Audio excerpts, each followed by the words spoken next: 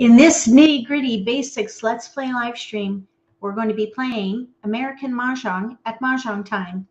If you haven't played here yet, look for my email in the video description below. Send me an email and I can send you information about their VIP trial. Today's topic is testing your instincts. I don't have a presentation because it's really going to be playing with tiles, the same tiles, 2 times, so that we can show how you can really make just about anything work. So when you make mistakes, it's okay. Typically you can recover. And then of course there's always playing defense. Welcome to the live stream. I want to say a quick shout out to moderators too. Thank you so much for stepping up to help moderate chat. Before we get to the tables, I just want to share 2 quotes for mindset, especially if you're new to the game, because I hear often that some beginners get very frustrated with the game, and it takes a while to learn because it is a complex game. So here are 2 quotes. The first one is about giving yourself grace and allowing yourself to make mistakes. It's okay to make mistakes. Good decisions come from experience, and experience comes from bad decisions. Hopefully not too bad. And since it's a game, we don't get ourselves into trouble, thankfully. So just know that you will gain experience as you play. The more you play, the more you'll learn, the greater your confidence, and the more fun you'll have.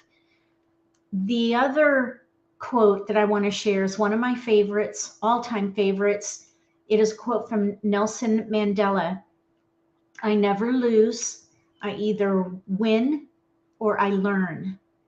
So with that, just stay positive. Try to stay positive, because if you get frustrated while you're playing, it can cause something called tilt. And that's a poker term, but it applies to Mahjong, where you get affected over time by losses. So if you train yourself to, or have a mindset shift, try to shift it in your mind to know that you're winning by learning. Yes, you may be making mistakes, but that's okay, because that's going to give you that experience. It's going to help build your confidence, especially as you learn from those mistakes. And then also, not winning is not necessarily the end-all be-all part of Mahjong. There are many reasons why people play the game. For me, for example, I play the game for the social aspect. I'm not playing in person right now. I'm playing online, but even online you can chat. So there is that social aspect of the game, whether online or in person. So my primary reason for playing is friendship. Winning is good, and in all games, everybody wants to win. That's one of the reasons why we play. Hopefully it's not your only reason for wanting to play, because you're not going to win them all. I've been told that the average win rate is about 25%, really 20% for beginners probably. And that win rate is going to depend on where you are on the spectrum of beginner to experienced or advanced players. So there's much that can be learned. It is a game that requires critical thinking, situational awareness, and social intelligence. And those are hefty aspects of the game that will take time to master. And that's one reason why most of us keep coming back for more. So with that, we're going to do some Charleston chain reaction exercises to practice decision making on the same tiles 2 ways. We'll pick out a plan A based on the strength of the hand, and then we'll look for a plan B, and we'll do the Charleston modeling twice and compare results just to test our instincts. Hi, Susan. Hi, Bonnie. Hi, Shirley. Let's go ahead and get started.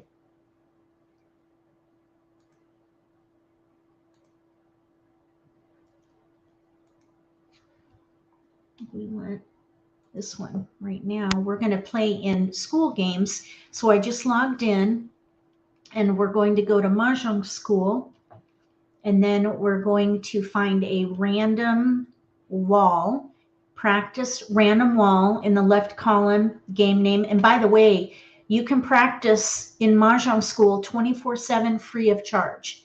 You do not need to have a paid account to play in Mahjong School. So if you're on a budget, or maybe you're not ready to commit to a subscription at Mahjong Time, you can play against robots in Mahjong School 24/7, no charge. All right, so we are going to join this table. This is actually, you know what?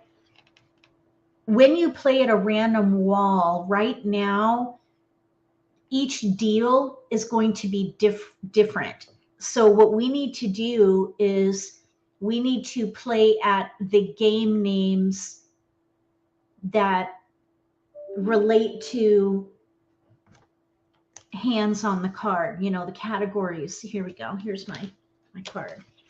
So we need to play at the category tables, because those are where you get the same tiles each time, so that you can practice for that particular category. And I have asked for a couple of feature requests just quickly, so that you can understand why we're doing it this way. The first feature request that I've placed is to have a choice or an option to replay the same deal and the same tiles in the wall in the random walls. So to have that ability to get a redeal option, kind of like the way that the category tables are set up. And then conversely, I think that it would be nice to have a new deal option on the category tables, so that you can control the tiles that are being dealt, so that you can practice decision making and test your instincts. So I delivered all that to Slava, and I don't know if he's going to accept it and act on it or not, but I'm going to continue to follow up, because I think that they'll be very helpful to many people. Linda, thank you for becoming a member. I really appreciate your support. All right, so we're going to join. Let's start out with a consecutive run, just because it's so flexible. We'll start there, and then we'll go into other categories on the card in order, I think, of difficulty. So we'll start with the T zone. The T zone is really the top of the T, consecutive run. That, I think, is the easiest category because of the flexibility.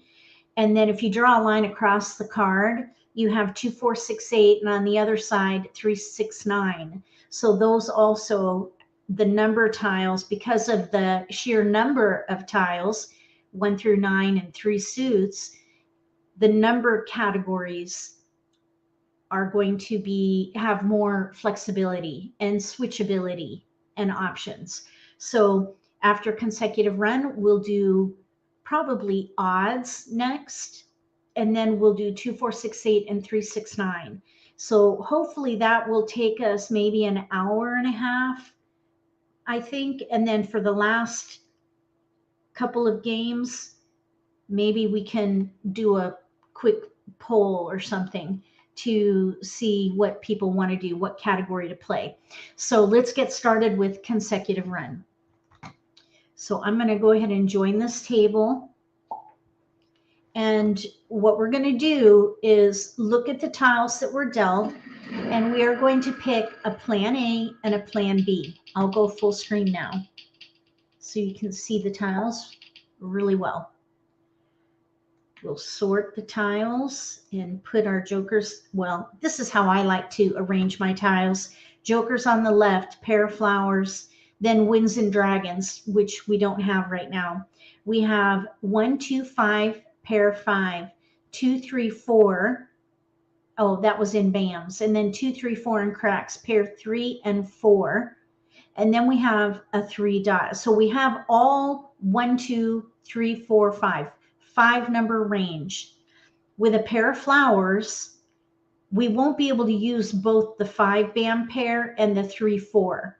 We would have to let something go. So typically you're not going to have this many multiples when you get your dealt hand, but it does happen on occasion. And if you're new to my live streams or my channel, multiples are pairs, punks, conks, and quints, if you get jokers, of course. So with these tiles, I prefer to build around the multiples. And if I have flowers, I will leverage them typically. And with these tiles, I'm thinking that we could probably play as a plan A, pair 5 bam, 3, 4 cracks. So maybe the mixed suit, let me see here, 3, 4, maybe even the mixed suit quint. We're staying in consecutive run though, so we're not going to do that. Okay, so I think what we could maybe do is, let's see here, 3, 4, 5 mixed suit Kongs. 3, 4, 5 mixed suit Kongs. That would use the flowers. Let's see, 2, 3, 4, 2, 3, 4 and cracks. We have a pair of flowers. We want to leverage the most of our multiples. So if we play that 5th hand down on the right, we'll be using 3 multiples. For hands with flowers, there are 1, 2, 3, 4, 5 hands in consecutive run that use flowers. In mixed suit though, there's 1. The 1 suit hands with flowers are not going to work here unless we give up the 5 bam and hold on to 2, 3, 4. So those are the 2 options really. 2, 3, 4, 1 suit, or 3.4 crack 5 bam mixed suit. So probably the 5th hand down, whether we do it in 1 suit or mixed suits. I think either way we're using 3 multiples. So the potential is equal.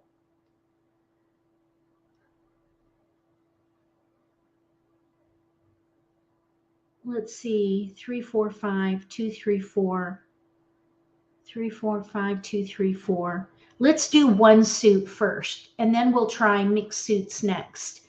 And one of the reasons why I was thinking that is because 2, 3, 4 is on the lower side of a run, and maybe those tiles won't be used as much. But then here's another thing that you have to think about, and that is the year category.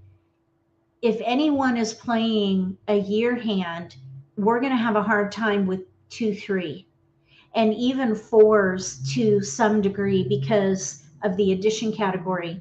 So let's switch that. We're going to try for 3.4 crack 5 bam, and then we'll test the theory. So we can pass these 3. It's a little bit risky, but they'll be risk in every pass.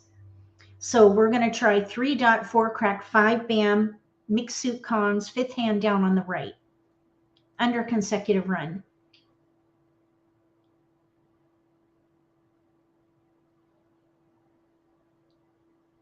We did not get any keepers here, so we're going to pass as defensively as we can. So we have 3.4 crack 5 bam.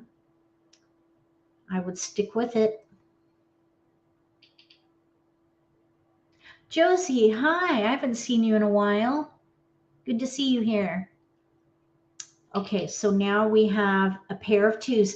Anytime you develop another multiple, reassess. So here, I think with 5 discards, I would break it up because I don't want to be stuck with a pair if we get everything we want in the next pass. So I would break up the 2 right now. We're looking for 3.4 crack 5 bam. We got a 4 crack. That's a keeper. So we'll keep that. And now we would definitely keep going. We have 4 discards, so we should keep going. If you've got 3 discards, keep going. because we're going to get another set of passes up to 9 tiles in the right across left, and then we even have that optional cross. So we could have up to 12 tiles more. So we don't want to stop. We want to keep going. Yes, it's going to be a little bit risky, but we're going to do the best we can with what we have and focus on building our hand first, passing as defensively as possible with whatever's left over. We want to optimize our potential. So passing fully and continuing is a good thing here. We did not get any keepers in this case, although we do have some other potential though. 3, 4, crack, 5, 6, bam. Second hand down on the right. We would have to throw away a pair of flowers. We're passing across, so we have to pass fully. I think what I would do if this were my hand, I would probably pass the 3 crack because it's a different suit than the 9 bam and the 4. We could maybe pass the 6 bam, but we have 4, 6 for evens, 6, 9 for 3, 6, 9. The other thing I was thinking is maybe we keep the 3 crack and pass the 4 crack. And that way we could maybe do 3 dot 4 crack 5 bam with flowers, or we can do 3, 4, 5, 6 and have no gaps. Second hand down on the right. The problem there is like numbers. Passing, in my opinion, passing like numbers is almost as risky as passing a pair. So I very rarely will do it. We're going to keep the 4 and let's see, I think the 3 crack go. I think this is the best we can do with what we have. Our hand is the top priority. Passing defensively is the second priority.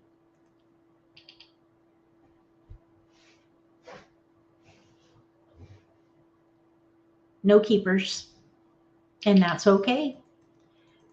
We have 2, 8. Let's stick with that. 2, 8. 2, 6 would be equally risky. And if we get the 3 crack back, then we'll have options. And we did get it. We got a 3 crack and the 4. So now we have a Kong. We actually have 3, 4, 5. 3, 4, 5 Kongs in one suit. And then we have 3, 4, 5, 6. And this would be for the second hand down, Pung Kong, Pung Kong. With our jokers, we're really one short of set where you could call for every block. If we play the one suit hand, 3, 4, 5, 6, Pung Kong, we could maybe use this joker for the 3 crack, and then we would need help with our 6 bam because that has to be a Kong. But we have the same potential for 3, 4, 5, where we have the Kong of 4s. We could Kong the 3 dot or use this for the 5 and Kong the 5. We need help with our 3 dot. So that is our plan B. Let's pass fully with the robot with the remaining tiles and go for the one suit and see what happens.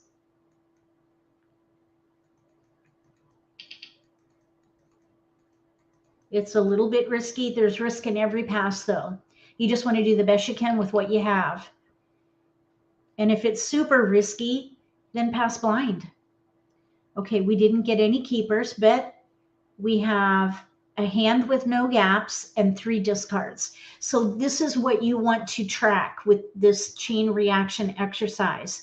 You gather supporting tiles for the strength of your hand and focus on a category that'll use most of your tiles. And then after the Charleston, look at the number of discards that you have. We have 3 discards and we have a hand with no gaps. We're 1 away from being set. I would say that we are probably a front runner on this game if we were to play it out. So what we're going to do next is we're going to do this again. And then instead of mixed suits, we're going to try one suit and see what happens. So just remember 3 discards. We have a hand with no gaps. and one away from being set. So we're going to exit. And this is just decision making through the Charleston, not through the pick and discard. We'll do that later if we have time. So we're going to leave, and then we're going to join the same Mahjong school consecutive run table. And we should get the same tiles in the deal. We're going to make different decisions though, so that is going to change the results because of what we get and what we pass to the robots. So what we're going to do this time is we're going to hold 2, 3, 4. So let's hold 2, 3, 4, one suit, 2, 3, 4, one suit. And of course we have jokers and you can't pass jokers.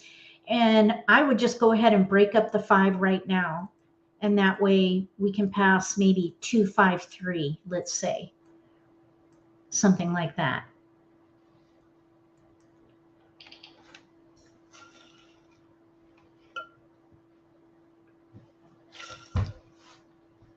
No keepers. Let's pass 1, 9, 4. It's all one suit, but maybe our opponent would use 1 and 9 or maybe 1 and 4. But there's a big spread in between. So I think that's a fine pass. It looks a bit risky, but it's not too bad. I mean, it's better to have different suits or maybe a wind or dragon in there. But, oh, well, this is interesting. Look what we got. 1 crack.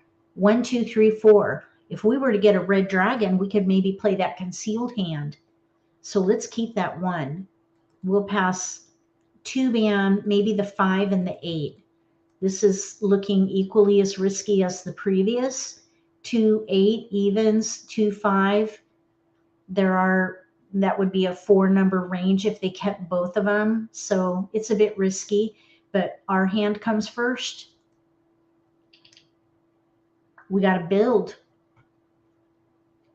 This is where you build you gather, basically. This is gather mode, typically. We have no gaps for a couple of hands. We could play the 5th hand down on the left. So really we're in the build mode already, where we've got no gaps for 2 hands. Well, no, that's not true. The concealed hand, we have a gap, no red dragon. We would need a pair. So there is a gap for the concealed hand, but there is no gap for the 5th hand down on the left. So I would say that's pretty good. All right, so we want to keep going. We have 4 discards, same place as we were last time. 4 discards.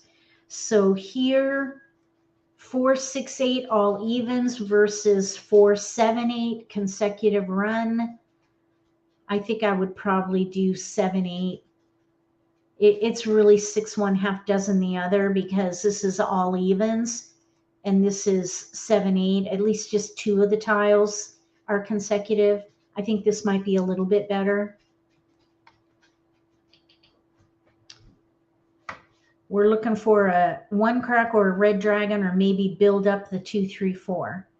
We did get a 4 and a 1. That's in our a 4 number range around our multiples, but it's not very helpful in this case. Our strongest potential is with the 3, 4 because they're multiples, and we have a hand with no gaps, 5th hand down. So we're going to stick with it. Okay, so let's pass 1.4 bam and then the 9. I think that's a fine pass. We have a 1.4 bams even with a big odd. That's not too bad. So here we have bams. This is going to be a little bit risky, maybe 2, 5, 8. I think we actually passed that the last time. And that's okay. That's not bad. It's a little risky, but like I say, every pass has some level of risk.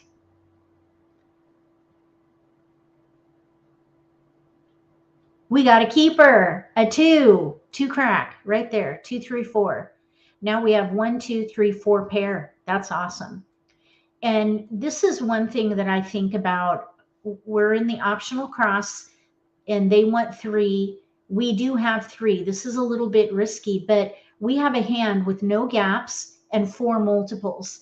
when you have a very strong start, it's okay to send off a risky pass. The risk is going to be worth it, because if we get another keeper, we could even be further in front of our opponents. So I think in this case, the risk is going to be worth it to pass one suit, 2, 5, 6.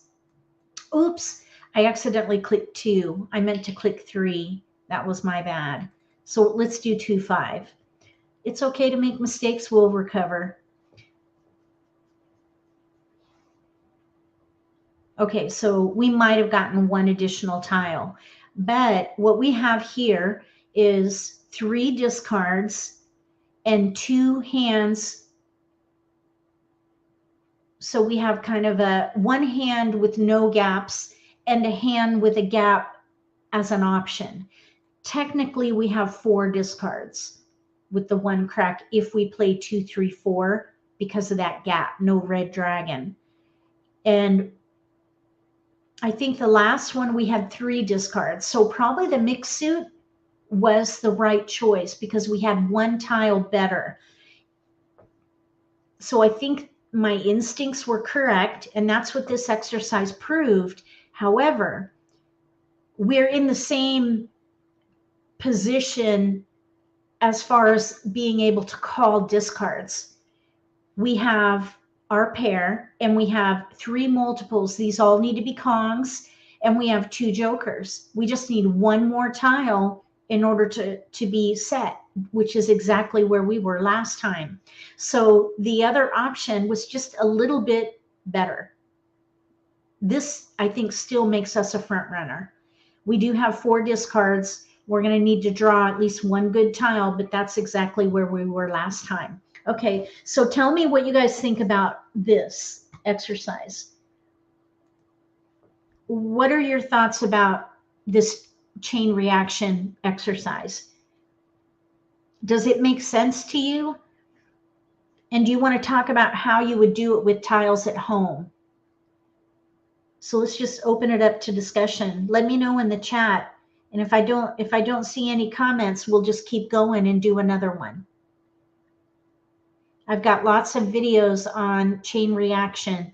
Actually, you know what I'll do? I will add a link to well, actually, you can, just to make it convenient, I'll add a link to the chain reaction. Thanks, Josie. Let's see. So I will add a link to the chain reaction playlist, but there's already a link in there to the American Mah Jongg wiki article with a link to the direct links to my videos, of which Charleston chain reaction is going to be one of them. So I'll just add it for convenience.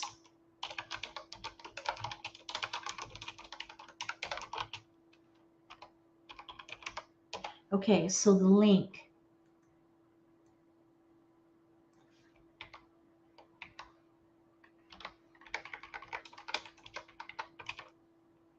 Okay.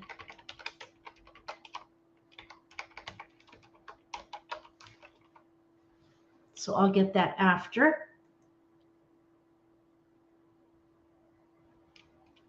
Shirley says, I can actually show this. That's a good point, Shirley. This one has more choices in case something goes down. Yes, that's true, especially if you're going to stay in consecutive run. Now, if you're brave, you could jump up to a quint if you happen to get more jokers in that previous hand and play the mixed suit quint hand, 3rd one down. Susan says, and has another great comment, that it gives you, there's another option in here. So if we, for example, get a red dragon and we have our pairs of the 2, 3 in hand, plus the pair of flowers, if we get even 1 red dragon, we can use the jokers for the 1 and the 4 and be 1 away from a much better position as well. Well, we'll have 2 discards at that point. So and it is concealed, which is a higher value hand. So that's another good point. Okay, so we're going to now go to odds, and we're going to play in odds, and we'll see how we do with decision making there. With odds, one of the powers with odds is, first of all, the sheer number of hands. Most of the hands within a category are in odds, but we have, let's see, 1, 2, 3 hands. Well, really 4 if you consider the first one. 4 hands that span 1, 3, 5, 7, 9, all 5 numbers. So there are options to use all those odds. There are also 2 choices for the rest of the hands, either little odds or big odds. So little odds would be 1, 3, 5, and big odds would be 5, 7, 9. So there's some fun maneuvering that you can do in that category. The other thing to consider with this category is that if you get fillers, you can switch to consecutive run. So for example, if you're playing 1, 3, 5 and you get 2s and 4s, you can switch to consecutive run 1 through 5. And then conversely, if you get 6s and 8s and you have 5s and 7s, you can switch up to consecutive run. I call those fillers. So if you're in odds and you get fillers, consider consecutive run as a switch. And that's what we can look at when we're doing this chain reaction. So we're going to go to Mahjong School, which is where we are now. And you know what? Oh, there it is. There's odds right there. Okay, so we're going to go into odds. This is the leg of the T. So consecutive run is the middle of the T on top, and then the odds category is the leg of the T zone. There are the red dragons. Okay, so we have a little of everything here. We have a couple of, well, except flowers. We don't have flowers and we don't have winds. But we've got a couple of choices here. This is going to be a good one for chain reaction because we can do several things here. We have 1, 3 in bams, pair 1, 3, 5 in cracks, pair 3, pair 5, singles in 5, 7, 9, and then we have a pair of red dragons.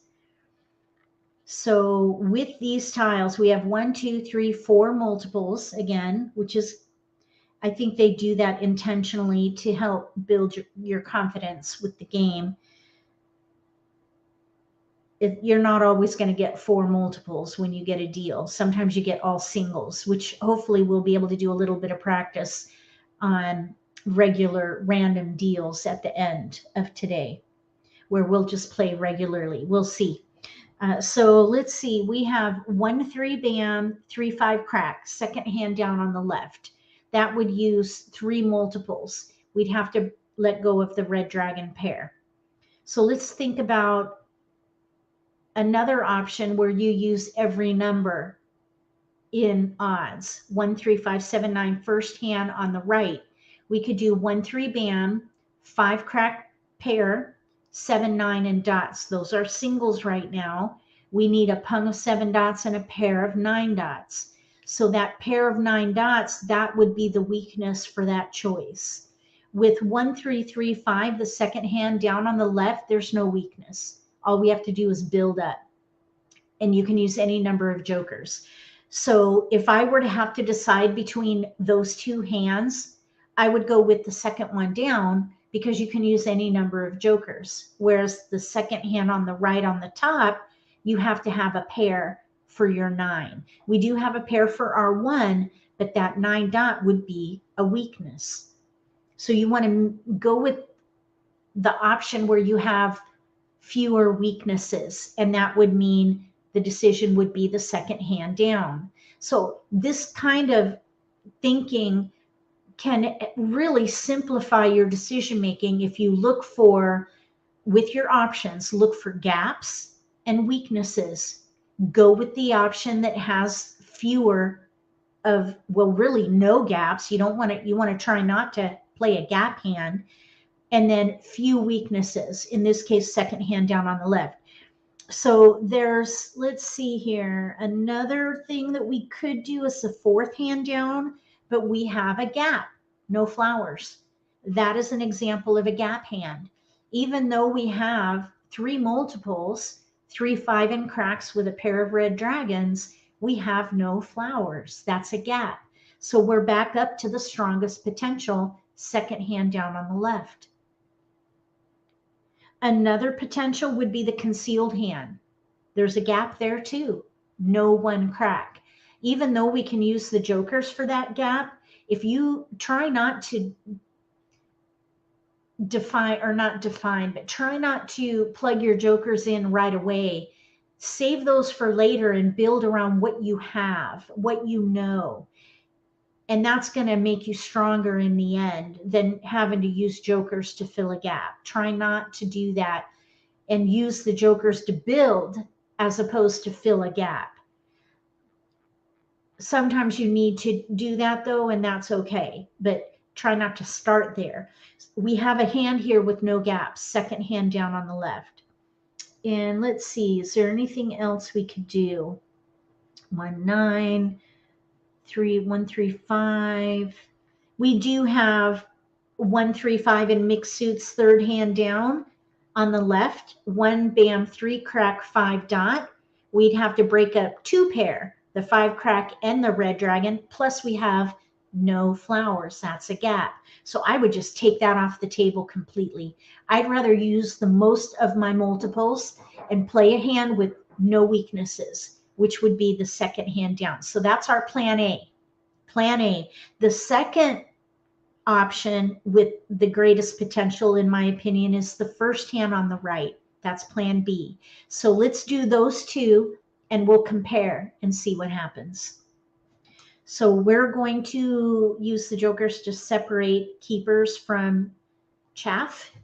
And I would break up this dragon right away because I'm hoping we're going to get some keepers and I don't want to be stuck with a pair. So let's pass 5, 9. Those are far apart as opposed to, for example, passing 5, 7. That's closer together. Someone with a 6 could play consecutive run, which is the most flexible category on the card. So this pass would be a little bit better. You want to mitigate the risk in your passing. And with this big span, that makes that a safer pass. And yes, they're one suit, but it's the best we can do with what we have. So let's go.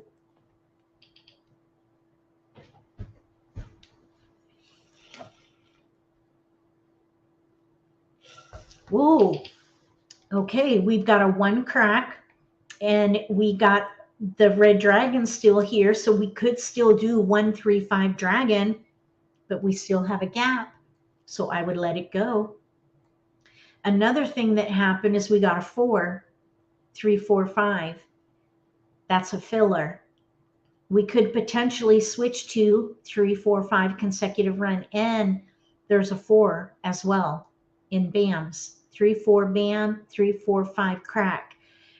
What we would do, who knows? I wouldn't pick a hand. We have discards. Anytime you have discards, you really don't need to pick a hand. We have 3 tiles that we can pass, so we can stop the analysis. Because we have no flowers, I would let the 1 crack go and the red dragon. This is a little bit risky, but we're keeping little odds, 1, 3, 5 and 3, 4, 5 consecutive run.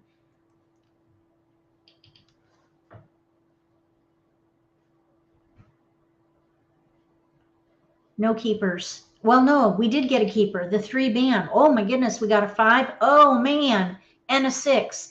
So now we have all 1 through 6. So you might think, oh my goodness, let's see, we're going left. I could pass blind, 3 blind. I would not recommend that.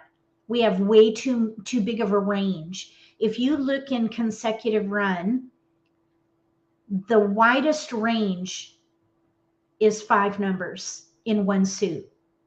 the first hand, and it uses 1 through 5 or 5 through 9. So really, this 6 is not going to help us if you consider the 1 and the 3 as the strength of the hand. 1, 3, and 3, 5. So really that 6 bam, even though it looks pretty, it's not going to be helpful because of our multiples. We want to leverage multiples. American Mah Jongg is a game of multiples. 91% of the hands on the card use multiples. So if you leverage them, it's going to simplify your decision making and expedite building your hand. So we need to come up with 2 more discards if we can. The second hand down is the priority. That's plan A. And we can pass the 4s. The challenge, in the 5. Oh, good. We have a 5 because I don't like passing like numbers. It's very risky. Here, though, we have 1, 3, 3, 5, 4 multiples. I would risk passing 4, 5, 6. I would risk that because we have a hand with no gaps. All we need to do is build, and we're actually set. We can pung the 1, Kong the 3 bam, pung the 3, Kong the 5 crack. We're set as we are right now. So I would risk passing 4, 5, 6. These are the most efficient tiles in the set, 4, 5, 6. But we're set. I think that we're going to be way ahead of these robots because of how strong this hand is. So I would risk it. We're playing 1, 3, 3, 5, second hand down. No keepers. We did get a 2. It looks pretty, but I wouldn't be distracted by that. We could maybe still pass 4, 8, 9 in bams. But I think if we were to maybe pass the 2, hi Jingles. Oh, we definitely want to keep going. We've got 4 discards and a hand with no gaps. I would keep going. And probably I would pass 2, 4, 9. 2 crack, 4 bam, 9 bam. That's not too bad. Maybe the 2, 4 is a little bit risky.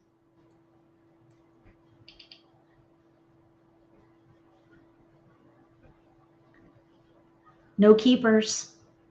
We did get a 1, so we have 1, 3, 5 there. We also have a 6, 7 for 5, 6, 7, 3, 5, 6. We have no 4 bam. It was going around, but still, we're playing a hand with no gaps. I would keep going. 8, 1, maybe the 6. That's what I would probably pass here. So right now we have 4 discards. See if we can get another keeper. No, we got a 4 and a 5, 6. Okay, so here's something else that I look at that helps quicken decision making. Anytime that you have a gap between strength in your hand, consider those for discards. For example, we still have no gaps for 1, 3, 3, 5. There is some potential for 3, 4, 5, 6, but we have a gap, no 4. So the 5 and 6, those can go. The 7 crack, even though it looks pretty with maybe 1, 3, 5, 7, 9 of some kind, I don't know which hand we would do without a 9, but this 7 is isolated. There's no 6 to join it with the 5, and there's no 9 to play odds. So that can go. Isolated tiles are typically good ones to consider for discard. Now, when you're playing odds, technically those are all isolated, but we have groups 1, 3, 5 that are all accounted for. So in that sense, they are connected by the group. So I would discard 5, 6, 7 and let it go. Now, one way we could make it a little bit less risky is keep the 5 bam and let the 4 crack go, because at least it's different suits with 4, 6, and it's a big span between 4, 7 as far as suits go. And then 6, 7, that's where the biggest risk is going to be. But again, we have a hand with no gaps, so I would do it. We're going to optimize our potential by passing fully. No keepers here.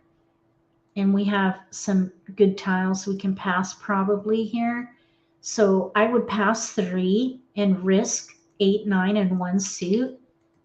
And if I'm in between passing, for example, let's say, well, why not pass the 5, 4, 5, 8?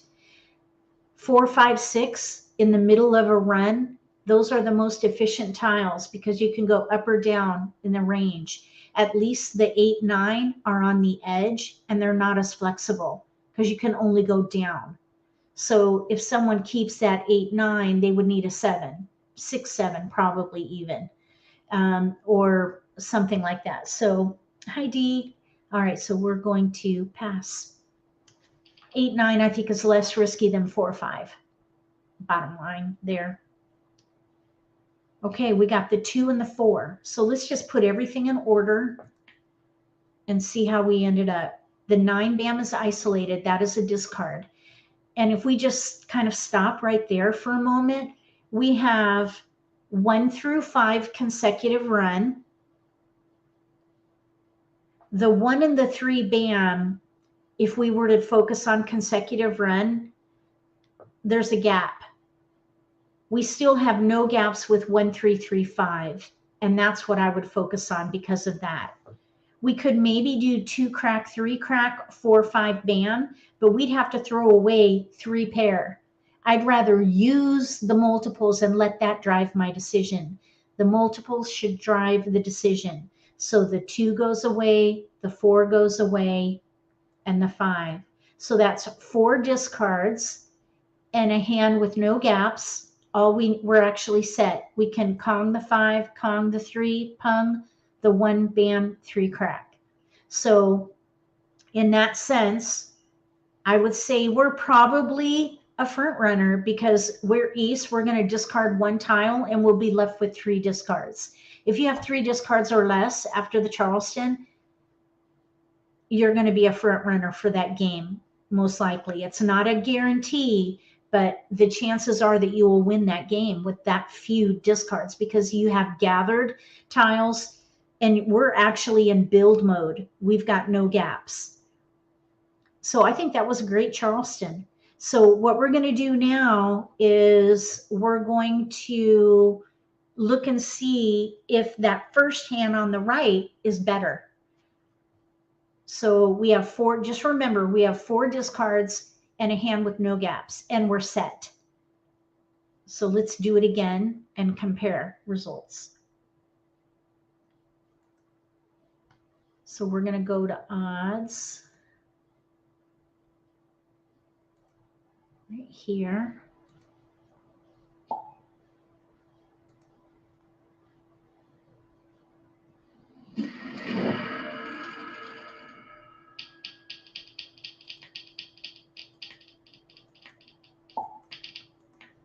Okay, we're going to do 1, 3 bam, 5 crack, 7, 9 in dots. And the reason that we decided not to do this as plan A is because of the 9 dot. It would be a weakness. We can use the jokers for the 3 bam and the 7 dot and pung, or we could use one of the jokers for the 5 crack.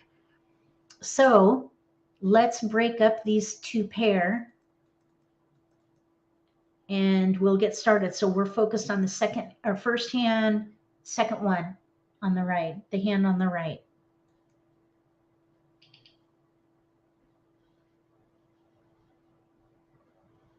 One, 3 bam, 5 crack, 7, 9 in dots. Okay, so we did not get any keepers here.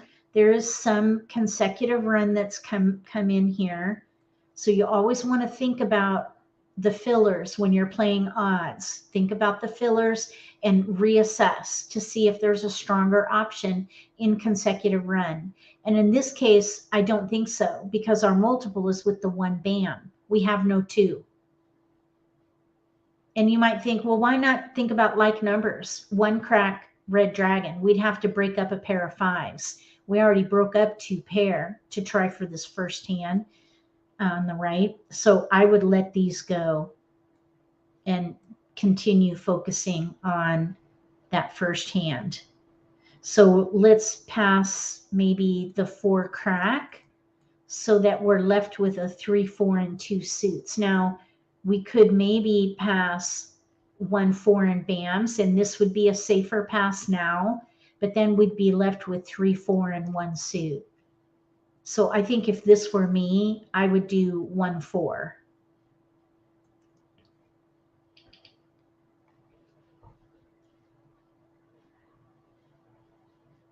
We got a keeper, 3 bam. Now we can pung that, use this joker for the 7 and this joker for the 5, and then we'd be waiting on a 9 dot to win. That's kind of where my mind goes. I kind of look for a waypoint, and if I can use jokers to help me get there, I can anticipate what to do when tiles go down in discards. So here we have 3, 4, 6. Let's let those go there instead of 3, 4, 5. Not too bad. It looks a bit risky, but that's okay. There's risk in every pass. No keepers here. We're looking for 7, 9, and dots. We definitely want to keep going. We have 4 discards. Let's pass 2, 5, 9. They're all separated, all isolated. Oh, so now we have a 4, 5, 6 in here. It looks pretty, but we would have to at least break up the 1 bam pair. We might be able to use the 3 bam if we get a 2 or 4 bam, but that's if. Don't bank on if. We're gonna let them go. Let's pass 1, 8, and maybe the 4. 1, 4, 8.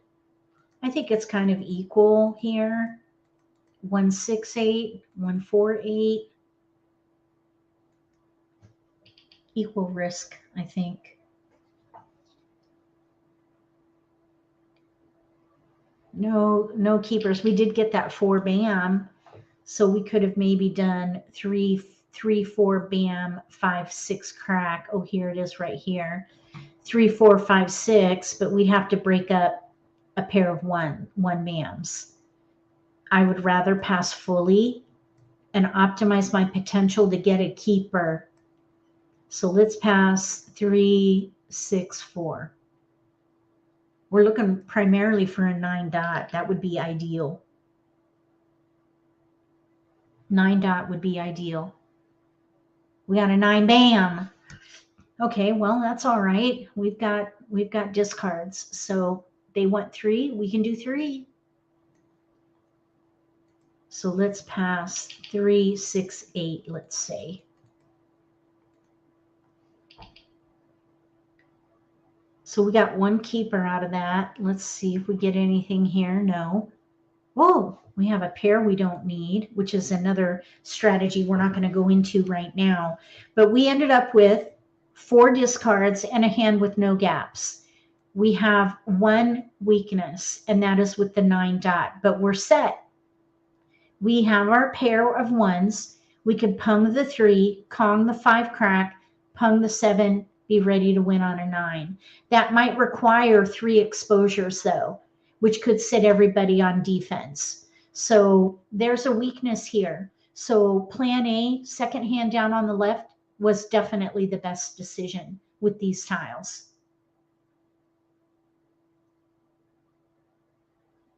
Okay, so let's look at Shirley, what Shirley's saying. This analysis grounds me so that I make better decisions. Sometimes when playing in person and all other players have made their Charleston passes, you get flustered and just pass.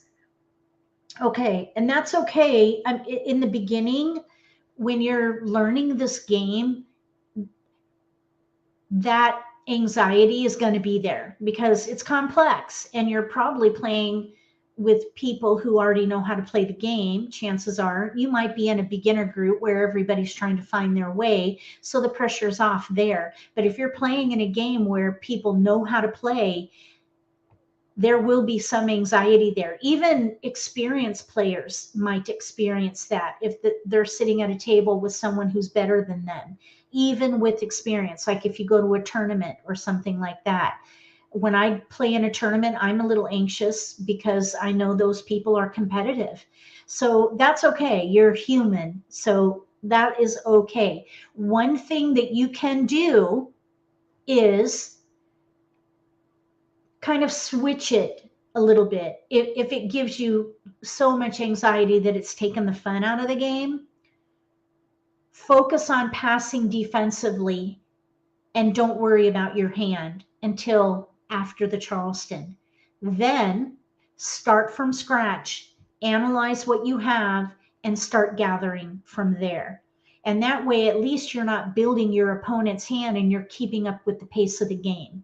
Now, that is not the ideal way to play, and I wouldn't want you to get to behave that way as you gain experience. That's a temporary measure to help alleviate anxiety. But if you can manage the anxiety, build your hand. That is the priority. But if you're not having fun and you're so worried about what you're keeping and delaying the table with your decisions, focus on defensive passing. And then once the pick and discard phase of the game starts, then focus on your hand. And then, of course, discard as safely as you can, but let the priority then be your hand. So you can kind of switch it until you get to that place where you're gaining confidence. But don't get stuck there, because that is not the best way to play the game. You want to leverage the Charleston because there's power in the Charleston. This is where you exponentially build your hand. The purpose of the Charleston is to improve your dealt hand in 7 passes up to 21 tiles. If you think about it this way, you're getting 3 picks at once as opposed to picking 1 tile at a time. So you can exponentially build your hand. And the goal being 3 discards or less if you can.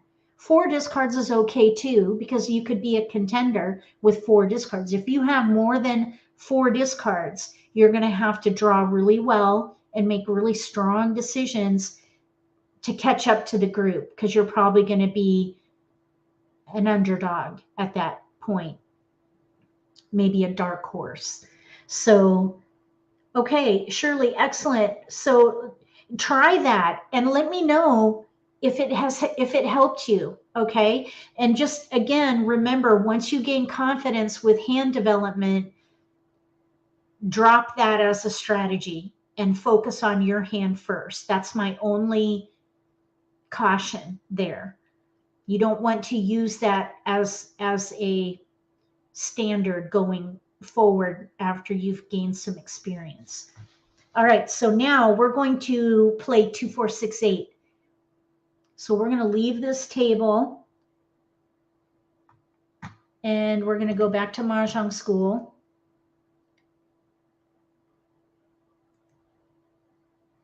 Let's see here. You know what? I just had a thought. Let's test it. I think that's the first time I've ever recommended that as a really stopgap measure, I guess, or a temporary measure. Let's test it. Let's pass defensively and not worry about building a hand and just see what we're left with. What do you guys think? Do you want to do that? Put a 1 in the chat if you want to do that. Just pass defensively. I'm not sure if I could. Oh, it's a real change in my thought process. So if we're just, but it's a great way to focus on passing defensively. And think about it. The league says when you're playing with 3 people, you're not supposed to do the Charleston. So technically, if we focus just on passing, we're not going to benefit from the Charleston because we're focused on defensive passing. So it would be similar to getting a dealt hand and not doing the Charleston. Okay, let's try it. We're going to try it. Something new here. Defensive passing only. That's what we're going to focus on. All right, let's do a random wall for this one. Okay, random wall. And let's see how we end up. Josie says she's done this when she's dealt a hand with no multiples. Yep, that's really where you start. You build around the predominant pattern until a multiple forms. Okay, and we have one multiple, the one dot. So what we're going to focus on, though, is the most defensive pass each time, one pass at a time.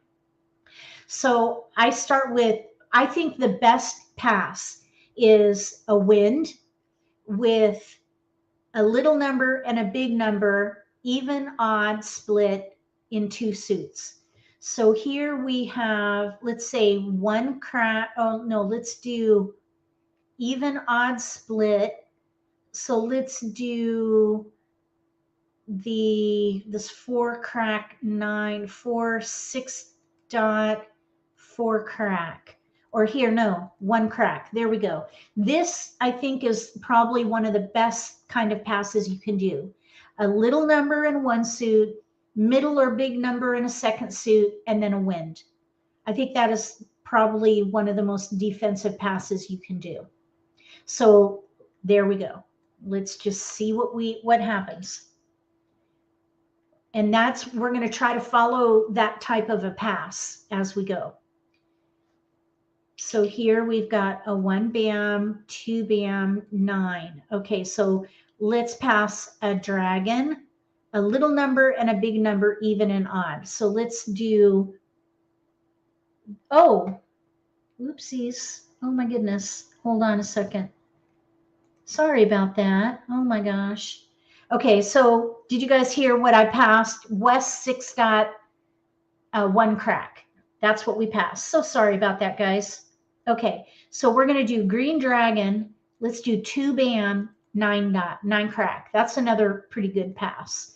It's a little bit risky because of the 2 bam and the green dragon.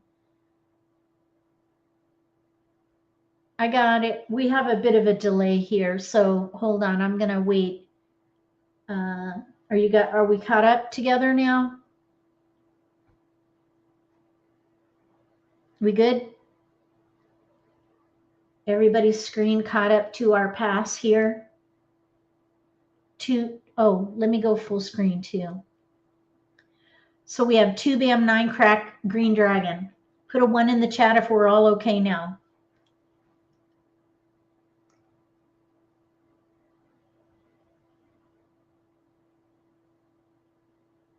All right, I'm going to assume everything's okay. We're going to keep going. And we haven't even looked at our hand. And here we have 4, 1, and 3. Okay, so let's pass big number and then an even number. Let's see here. If we're doing an even number, an odd number, different suit, 1, 4, 9. I think that's pretty benign. That is breaking up 2 multiples though. But this would be the safest pass. That's what our goal is, safest pass. We'll recover later. Okay, so now we have a 1 bam, a 4 bam. So let's definitely keep going. We're going to do big number, an even, and an odd. Big number, little number, different suit, 1 of each suit. That's fine, just like that.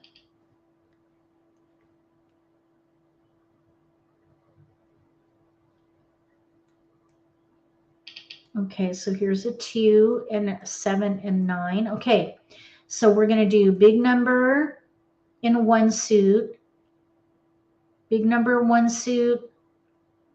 We need an even number in here, maybe the 2, 2, 3 dot, 1 of each suit.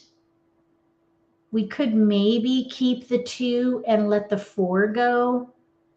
I think it's going to be equally risky because the 2 bam 3 dot are consecutive, and so is the 3-4.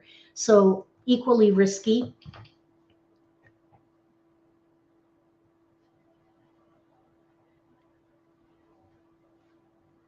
We're going to keep the 4 crack here. Okay, and then 9 bam. Okay, big number, let's say little number and an even. Right there, 1, 4, 9. I think that's pretty good.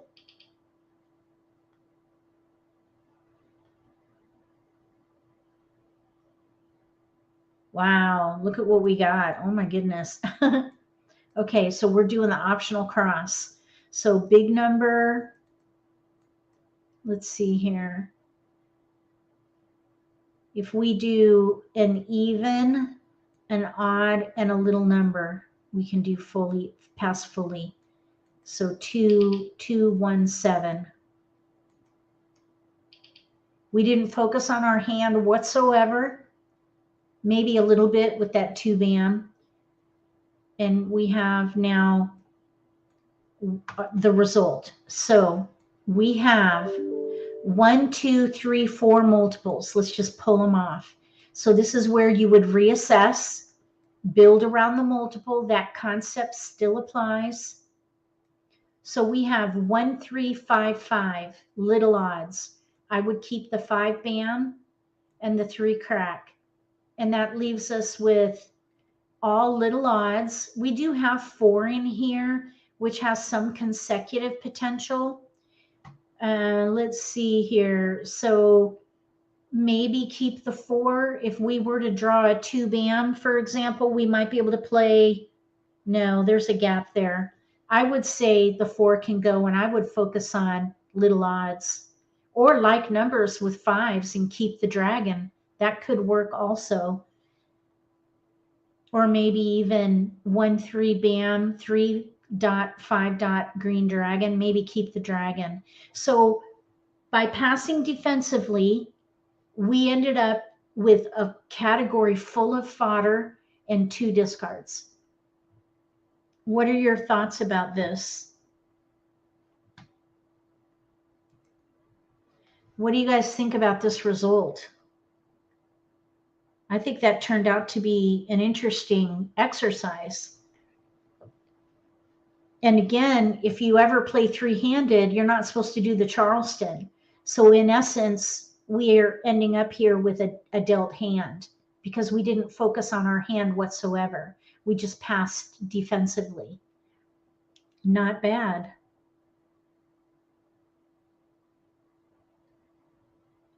Okay, well, let's go and I'm going to remember this exercise because I think it's a good solution, temporary solution to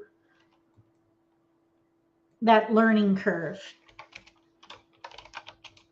I'm just going to take a note because it is a new idea. So temp solution, pass defensively as priority 1. After the Charleston, reassess and gather around strength. Okay, that was fun. All right, now we're going to go to 2, 4, 6, 8 in school games. 2, 4, 6, 8 right here. Okay, now with 2, 4, 6, 8, we have only 4 numbers to work with. And the strength for 2, 4, 6, 8 would be the ability to switch to consecutive run if you get fillers, kind of like with odds. The pitfall here is the year category and addition hands for this year. There are 2s, 3s, and 4s in both of those categories that are going to impact. Well, the 3s not so much because we're in evens.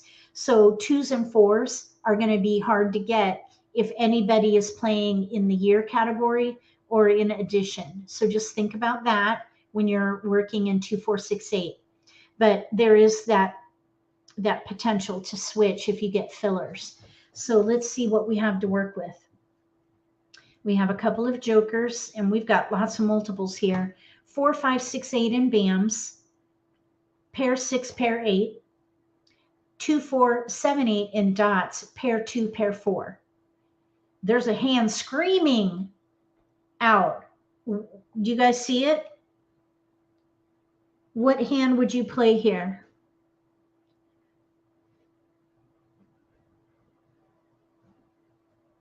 There's a particular hand that looks really solid, a plan A hand.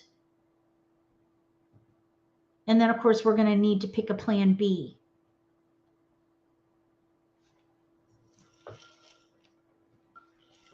I'll go full screen. Third hand. Yep. Third hand down. Third hand down in mixed suit. Right side. Yep. Okay. 2, 4, 6, 8. That would be plan A. I agree 100%. 2, 4, 6, 8. Right there. So for a plan B, there is some 4, 5, 6, 7 or 5, 6, 7, 8 consecutive run. So let's say that is a plan B. We could do 4, 5, 6, 7, 8. Look at all these tiles for 4, 5, 6, 7, 8. That's a bit of a long run, but look at all these tiles, 4, 5, 6, 7, 8. There's a gap between the 6 and the 8, but we could do 5, 6, 7, 8 in BAMs. Plan B, let's see what happens. 2, 4, 6, 8, plan A, third hand down on the right, and then maybe second hand down on the right for consecutive run for plan B. So passing as defensively as possible here, maybe 4, 7, 8, 4, 5, how about 7, 8, kind of going with the edge tiles again. Middle number, edge numbers, maybe not as risky as passing, for example, in the middle of the run.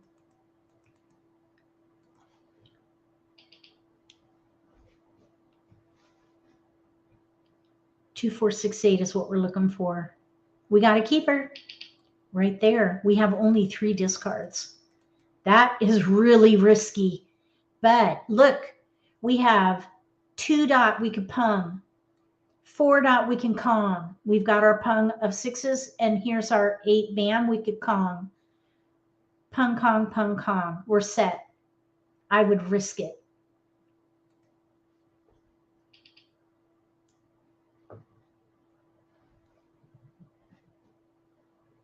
No keepers. We're going to keep going.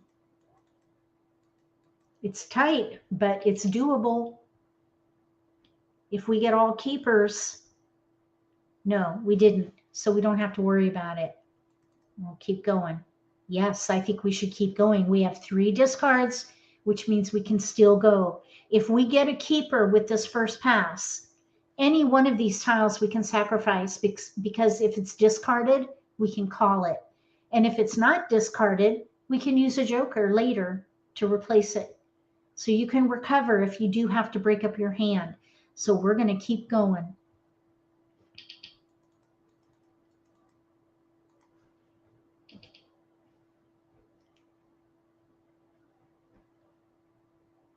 No keepers. We got that 1, 3, 5 back, so it should be safe to pass.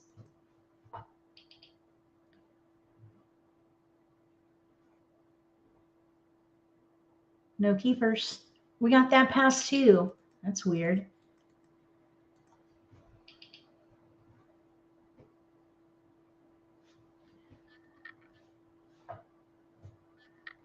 No keepers. Going across, we could probably pass fully, and oh gosh, I almost discarded that 8 BAM. Why did I do that? We need that 8 BAM. Yikes. You know what? I just saw another hand in here, just so you know. Third hand from the bottom. Pair Kong, 2, 4. in dots, pair Kong, 4 bam, 6 bam Kong, pair of 8 cracks. We'd have to break up a pair, and we have 2 weaknesses. The 4 bam needs to be a pair, and the 8 crack needs to be a pair. So that is not, even though it looks pretty, it's not a good option. I would not even let that sway me at all, because we still have a hand with no gaps and 4 multiples.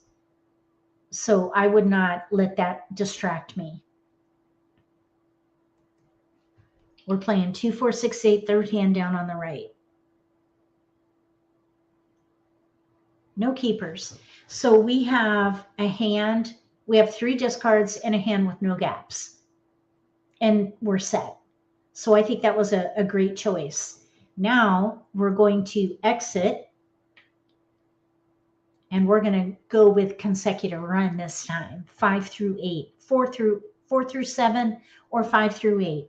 If you look at the consecutive run category, there are 2 hands that span 5 numbers in that category. The first hand, 1 through 5 or 5 through 9, so 2 hands. And then the 4th hand down, 1 through 5. Otherwise, the rest of the hands are between 2 and 4 numbers in a range. So if you're playing in consecutive run, the best way to gather is 4 numbers in a range, but keep an eye on that 5th tile for a 5 number range, but more of them are 2 to 4 numbers. Okay, so excuse me. So now we're going to go to random wall. Oops, let's close that here. Random wall, empty seat, the little gray seat there.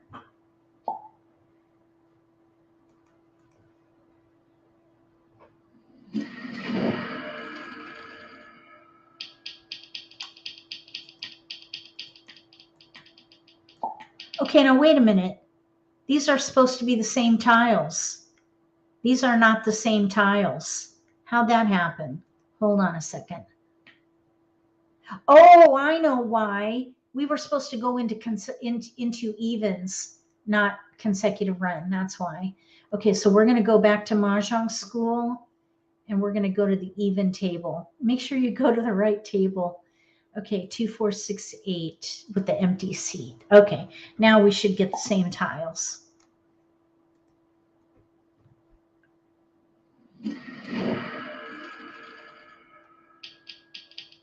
Yep. Okay, so we're going to keep this time 4, 5, 6, 7, or 5, 6, 7, 8. Really, we already have to make a choice because all we have are 2s. So with this multiple 4 bam, we could do 4, 5, 6, 7, and maybe break up the 8s and do 4, 5, 6, 7 right in the middle of the run. Or we could hope for a 7 bam and let the 4s go. 5, 6, 7, 8. I think because here we'd have to pass like numbers with 4s. I would not do that. I would not do that. That's almost as risky as passing a pair, in my opinion. So what I would prefer to do is probably, because there's a gap between the 6 and the 8, I would go with the one with no gaps, which would be 5, 6, 7, 8. 5, 6 bam, 7, 8 dot. And then break up these tiles. Now, this is not the ideal choice. We're forcing it into being because this was an even hand, hands down, for sure. But we do have some potential here. You know what? No. We need an 8 crack in here. I was thinking we would play the 4th hand down. 4, 5, 6, 7.8 crack. But we have no 8 crack. Okay, so here we go. So we're gonna maybe think about the second hand down on the right in 2 suits. And let's see what happens with this.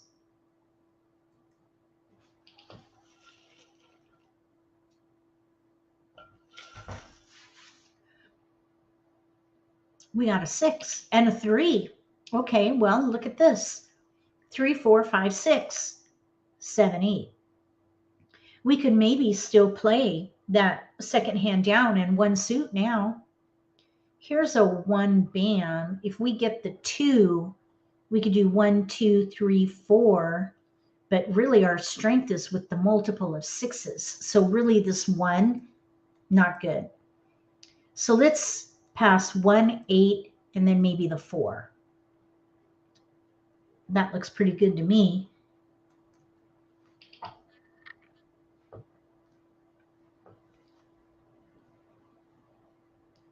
No keepers here. We did get 4, 5, and that is in our range. Even this 1, 2, 2, 3, 1, 2, 3, 4, 2, 3, 4, 5, 3, 4, 5, 6. 4 numbers in a range. We could still do 4, 5, 6, 7, 5, 6, 7, 8. So I would let the little numbers go so we can pass. We could still do 3, 4, 5, 6 in 1 suit, or we could do 5, 6, 7, 8 in 2 suits, both the second hand down.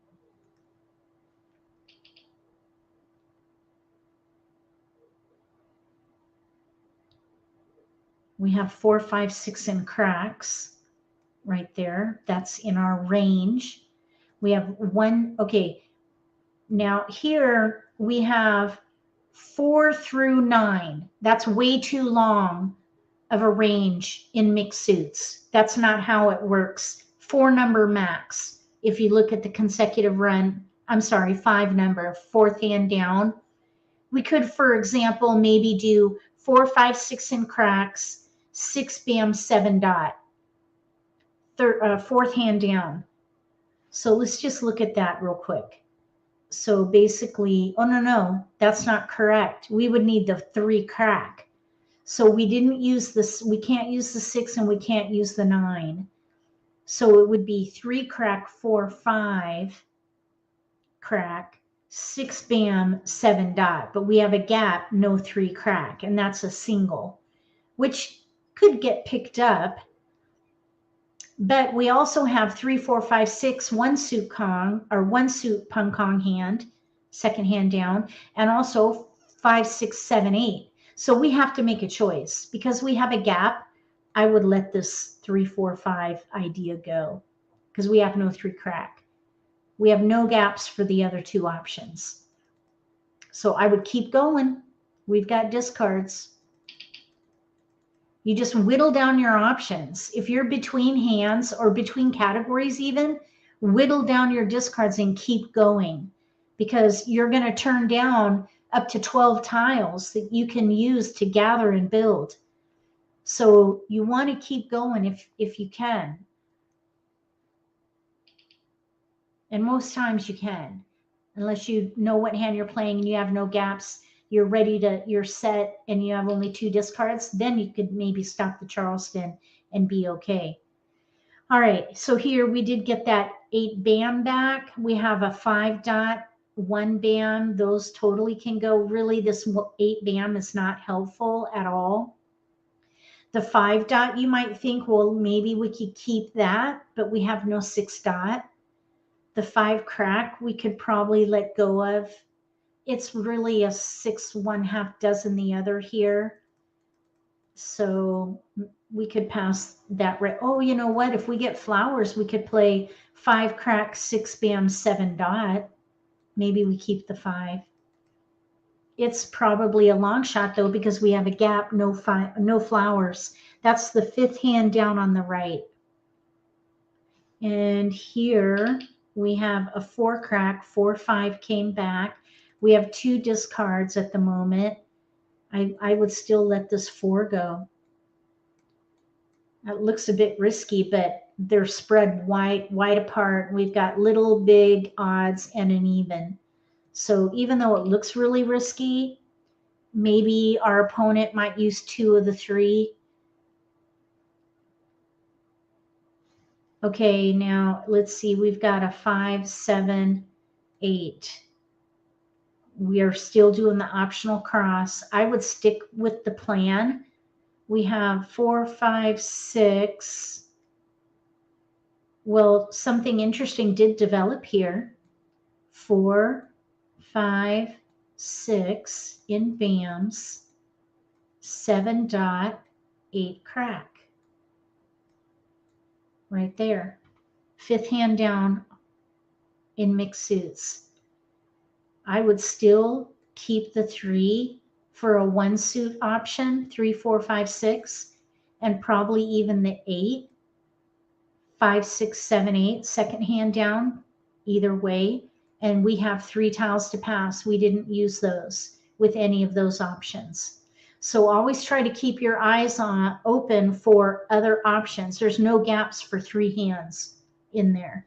So let's pass these 3 here, 5, 7, 8, 5 crack, 7 crack, 8 man.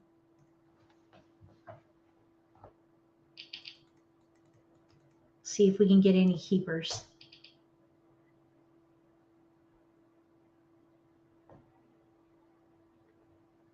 Nope, no keepers. Okay, so here's how the results. We have 3 discards, and we have 3 potential hands, all with no gaps. However, there are weaknesses. We need a pair for the 4 BAM. If we play the 4th hand down, that would be a weakness. We have a single 7 dot and a single 8 crack. Those need to be Kongs. So those could be considered weaknesses. So for the 4th hand down, weak. It's weak. For the other 2 options, at least we can use jokers for both of those hands. So I would say that we could be a contender for this game, but we're going to have to work for it because we have only 1 multiple. It still had pretty good results, but the 2, 4, 6, 8 was definitely better. All right, we're going to exit and play 3, 6, 9 now. We're going to go to the other side of the T zone and play 3, 6, 9.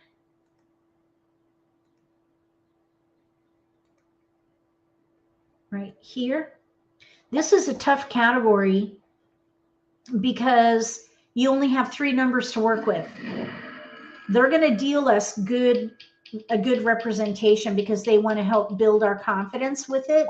So 3, 6, 9 can be tough, but there's some switchability to like numbers.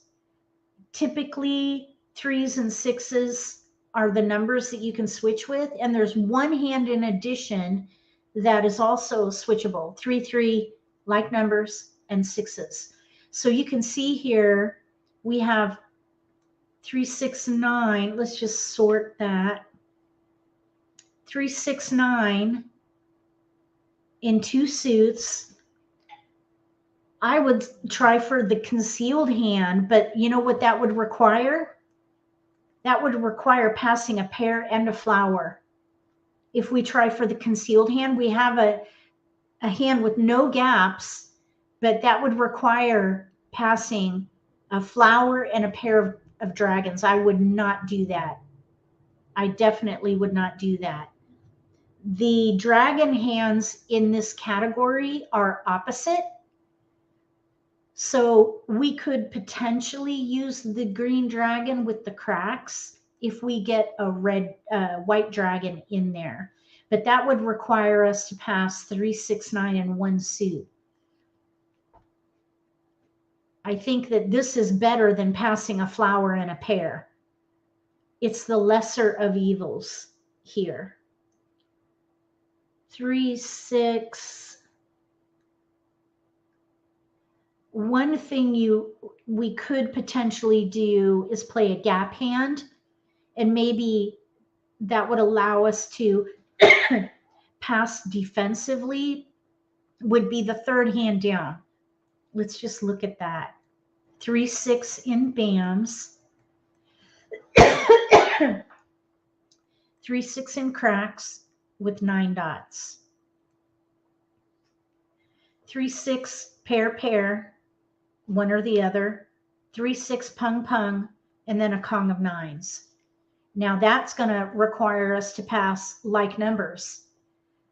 I think that, in my opinion, passing 3-6-9 in one suit is the way to go, because passing like numbers is almost as risky as passing a pair.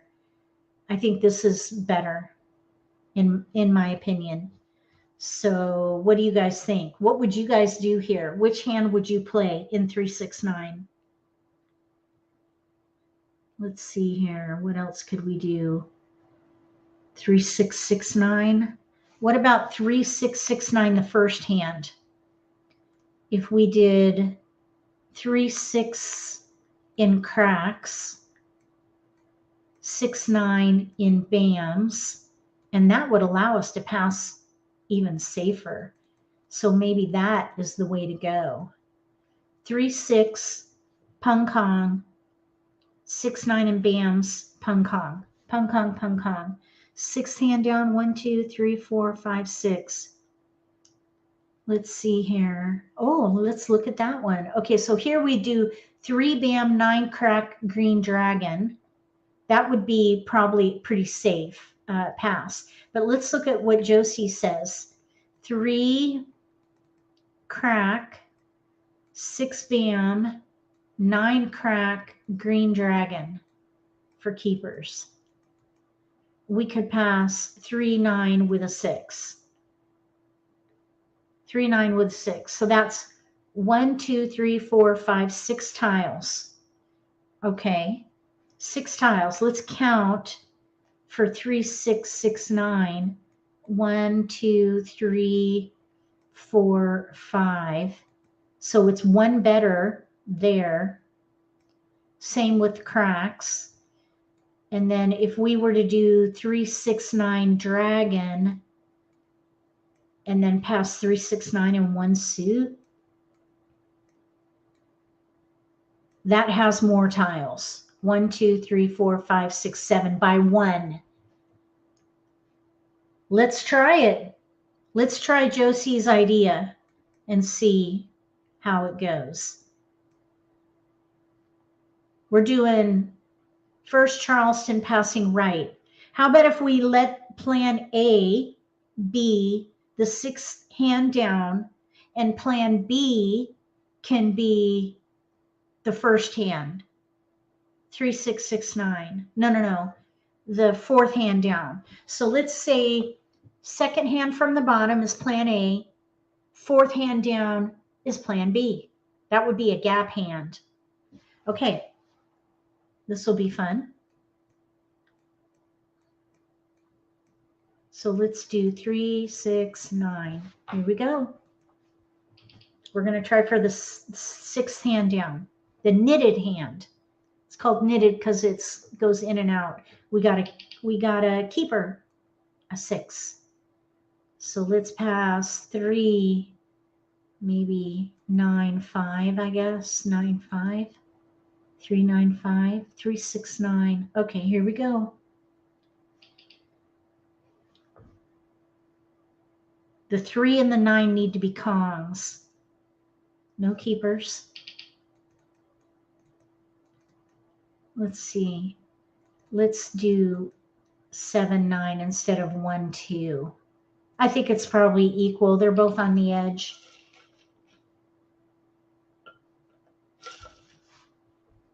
No keepers. And we should keep going. This is going to be a bit risky, but how about 1, 3, 4? Closest to the edge as possible. That's a pretty risky pass right there. But we have a hand with no gaps. No keepers. There's a lot of 3, 4, 5, 6. Have you noticed? Have you noticed all the 3, 4, 5, 6? There's a multiple. Anytime you get another multiple, reassess. We're going to stick with it though for the sake of the exercise.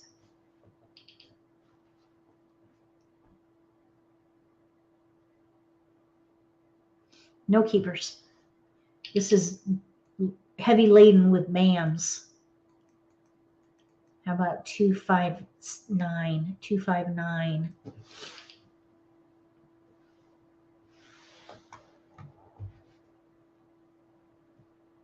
No keepers. A lot of consecutive tiles. Let's pass. How about 3, 3, 8, 9, I guess. What do you guys think? I think no matter what, it's going to be risky. Maybe at least this is an even with odds. So we got one keeper during the Charleston. No keepers.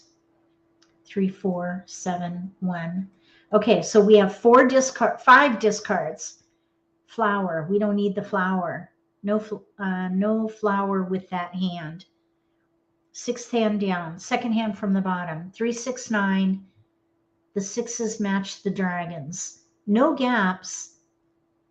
And we could pung the 6 and we could pung the dragon. We could even Kong the 3 or the 9, but not both. So there's a little bit of a weakness, but there's a hand there with no gaps. So just remember, we have a hand with no gaps, 5 discards. So we're going to exit and we're going to do it 2 more times. We're going to do it at one time with the 4th hand down. We could do it again with the 1st hand, and then we could try a consecutive hand. And I think the results are going to be interesting. Let's see if we have time for it. All right, so we're going to go to 3, 6, 9 again. So that first one, I might have to make notes on this one because we're going to do this like 4 times. So I might not be able to remember. Where did I need to get a pen.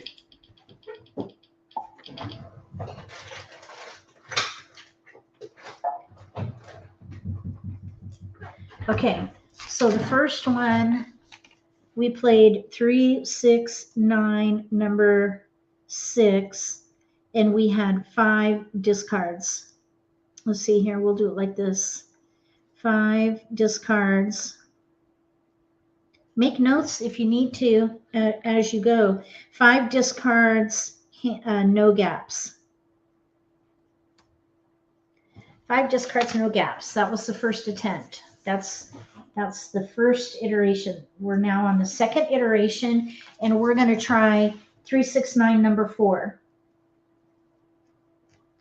Okay, 3, 6, 9, number 4. So that was going to be 3, 6, 9 in cracks. Green dragon pair. 3, 6, 9 in cracks. This will show you how flexible American Mahjong is. Okay, so now this is where we're going to do this risky pass here. 3, 6, 9 in one suit. We're looking for 3, 6, 9 in cracks, and we need a red dragon. We're playing a gap hand. No keepers. So let's pass, I guess, 7, 9, 3. 7, 9, 3. Little number, big numbers. We got the middle numbers in our hand still. No keepers. Okay, so let's do even, odd, little, big. How about that? Oops. 1, 6, 9.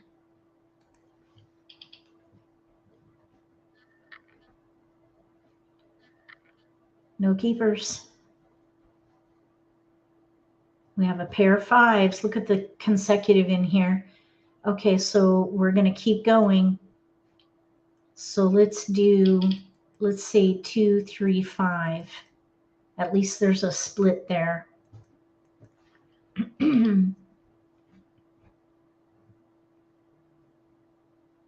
No keepers. Let's do even, little, big.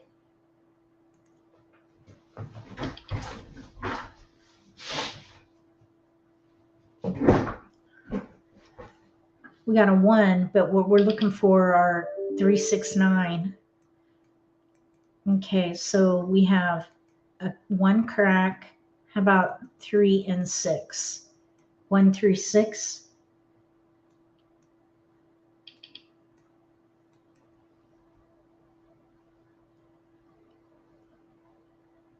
No keepers.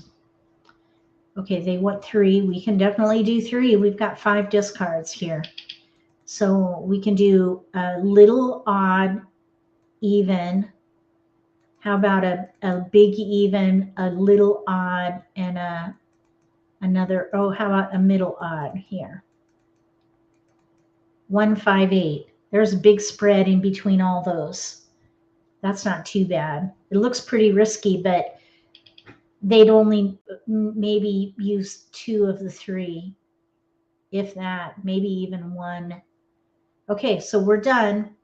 So we ended up with 5 discard, really, yeah, 5 discards. 5 discards and a gap. We have no red dragon. This would be a gap hand, which is a weakness. It's a big weakness. It's a gap. Okay, so we have 5 discards and a gap. Okay, so definitely the first hand, Marcia's hand, or I'm sorry, Marcia, it wasn't Marcia, it was it Marcia? Who? Oh, Josie's suggestion. Okay, so that was stronger than the 4th one down. Let's see. So now we're going to do the 3rd iteration with 3, 6, 9, number 1. Let's see what happens. We're going to exit. And we're going to try 3, 6, 9, number 1. Right here. You can see that you can make just about anything work with the right decisions early on, and as you go, you can make it work. Okay, so we're looking at the first hand now. So the green will go. I really would not pass a flower. I would personally not do that. So I would pick either 3, 6 bam, 6, 9 crack, or 3, 6 crack, 6, 9 bam. At least the 3, 6 crack, 6, 9 bam uses 2 multiples. So that's probably where I would start. So 3, 6 crack, 6, 9 bam.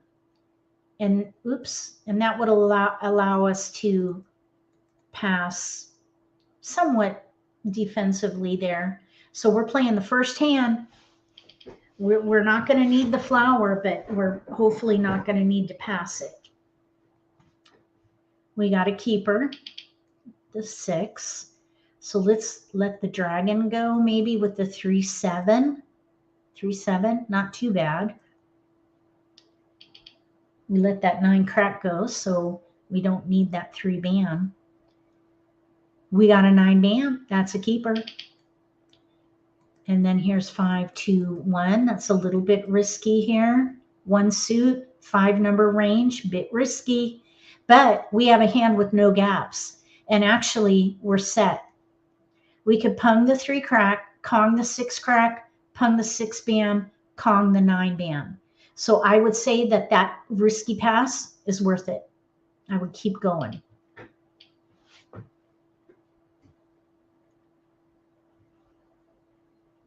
No keepers. We did get the 3, but we still need, I would keep going. So here you might think, okay, well, why not stop the Charleston and pass 2 in the optional? We're in between hands here. We could do the first hand, or we could do the second hand down. If we did the second hand down, we could pass these on. It's better to continue than to be between hands, because eventually and shortly, you're going to need to make that decision anyway. You might as well do it now when we can still have another potential 12 tiles to build our hand. It's better to continue than it is to stop. Now that second hand down requires 4 flowers. We have 1. That is a weakness. The first hand, no weaknesses. We're actually set. So that's what I think we should focus on. So then we'll pass 3, 4, 5 and keep going. It is better to continue. Pick a hand and continue. Don't be between hands and stop, because eventually you're going to have to make a decision anyway. No keepers, and now we have tiles we can pass.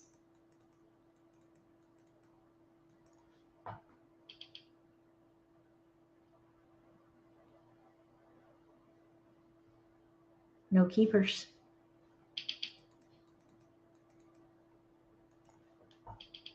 Sometimes it's a relief having no keepers. It's better to get keepers though. Okay, now here we did pick up a 2, 2, 3, but 3, 6, 9 is definitely the way to play here. We do have that 3, 6, 3, 6 again. Remember I was showing you that? That would be the fourth or third hand down, but we have no 9 dots. That would be a gap, and we'd have to throw away a pung of 9 bams. Not good. I wouldn't even be distracted by that. I would rather pass fully to optimize getting a keeper. So we're going to pass fully.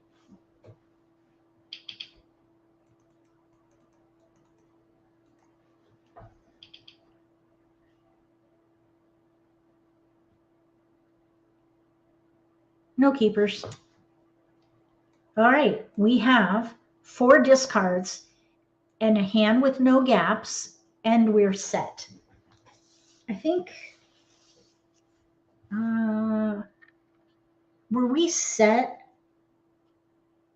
on the first hand? I don't remember. We'll have to look at that. I don't remember, but here we are set. We're set. We can call for every block. We have 4 discards. No gaps. Well, I mean, we're set, so clearly we have no gaps. Okay, now we're going to do this again one more time, and we're going to play consecutive run. And we're not going to pick a hand because it's going to develop. So let's see what happens if we play consecutive. We're going to leave.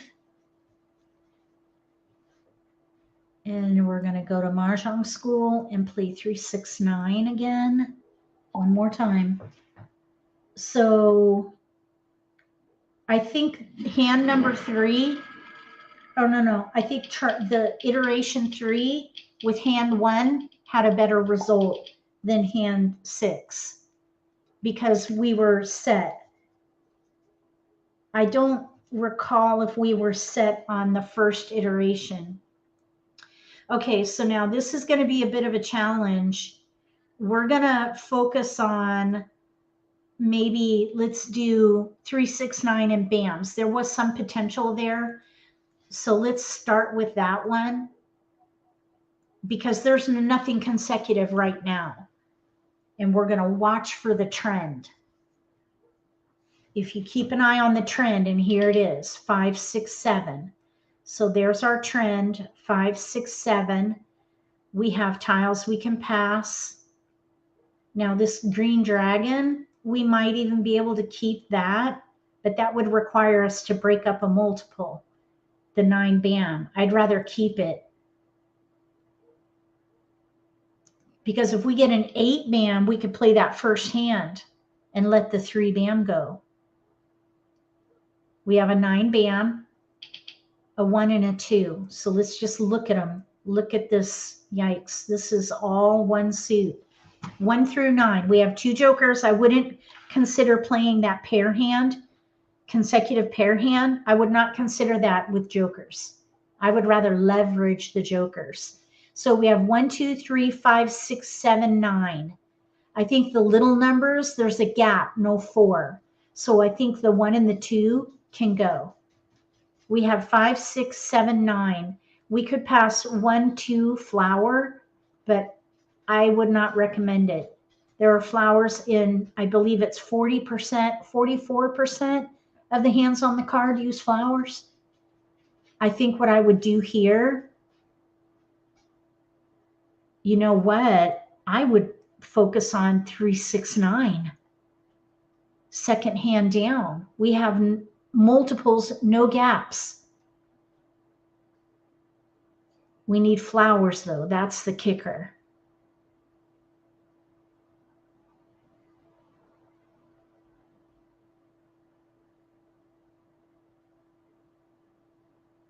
At least the 7 is consecutive. Let's let the 5 go and see what happens.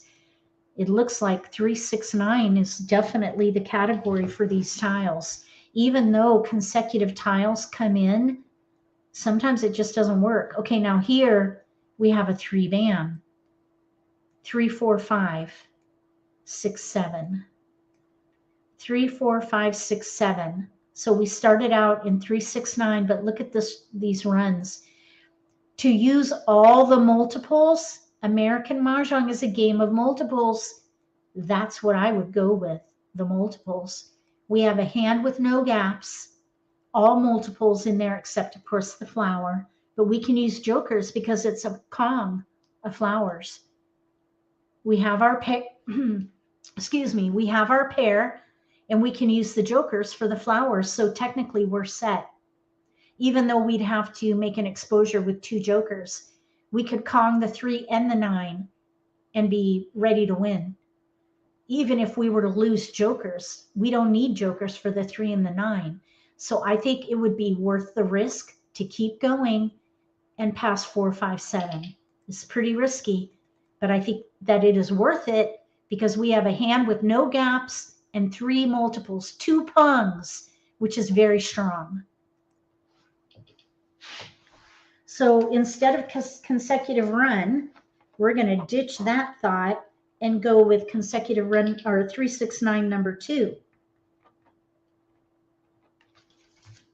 And we have discards here. We don't need these. It's pretty risky, but the same strength is in our hand.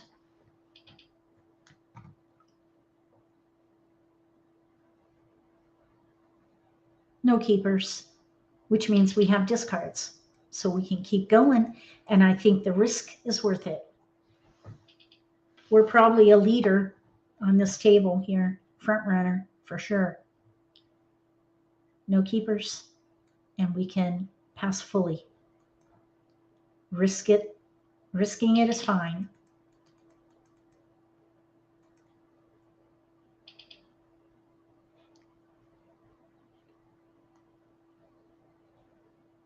No keepers.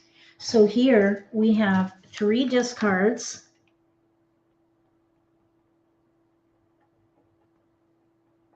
No gap, or really we're set.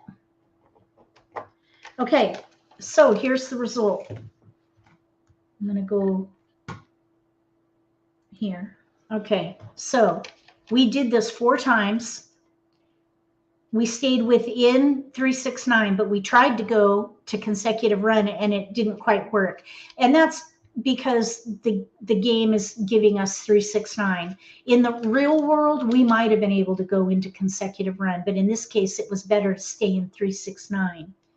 So the first iteration, we did 3-6-9 number 6. I don't remember if we were set or not. We had 5 discards and no gaps. The second time we did 3-6-9 number 4, we had 5 discards and a gap. The third time we did 3-6-9 number 1, we were set and we had 4 discards.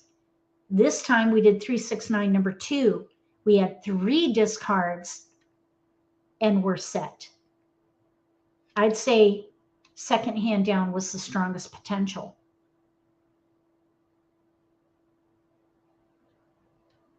They all are possible, but I think the strongest one was second one down.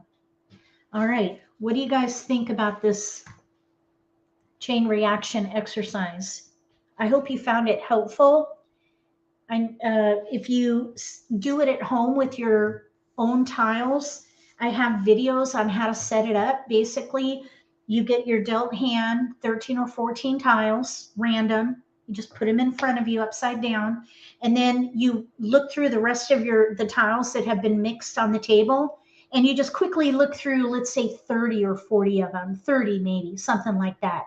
And you pull out the jokers. And then you mix up what you've just cleaned out the jokers. So you have only tiles with no jokers. Mix them up, and then you create a mock Charleston. 6 rows of 3. 6 rows of 3. And the reason for that is that the optional cross should be with tiles that are probably going around in the Charleston, because that most resembles what happens in real life, as opposed to putting a fresh pass for that 7th optional cross. I've seen some people do that with 7 rows of 3, but I think it's more realistic to do 6. And then on the optional cross, you mix up all those outgoing tiles that you put out there and you take from that. And I have a video on how to do that, but it's a great exercise to test your instincts. And you can see, first of all, that American Mahjong is very flexible. It is a game of multiples. So if you focus there, build around multiples, that is the ideal way to play this game. You gather tiles to support the multiples and play a category that uses most of the tiles. When you run out of discards, you whittle down categories, go down to 1 category, or if you're at the hand level, whittle out hands until eventually you pick a hand. But you do not have to pick a hand until you run out of discards, or until one of your tiles is discarded and you have to make a decision to call or let it go. So in a nutshell, that is the ideal, the best way to play American Mahjong. Building around multiples, staying adaptive. Don't pick a hand till you run out of discards or until you're at that decision point with a discard. Okay, very good. Well, thank you, everybody. I'm glad you enjoyed the exercises, and we'll be back again next Monday for more nitty-gritty basics. Let's Play live stream. Thank you again, moderators, for helping monitor chat. I appreciate it very much. And if you're up for it, we're going to do another nitty-gritty Let's Play tonight, prime time. We are going to be forcing hands tonight. And that's a little more advanced. It's typically for people who want to dot the card with winning hands. They want to force playing hands, or if maybe you play at tournaments or competitively and other sorts of events, you might be in a position to where you need to force a hand. So if you're up for it, join us. Otherwise, we'll see you again next Monday night for the nitty-gritty basics. We do have another live stream on Friday night. That's the Simply Social. We hang out and chat, so it's a little more casual. You're welcome. My pleasure, sincerely. So good to see you all here, and we'll see you again the next time we go live.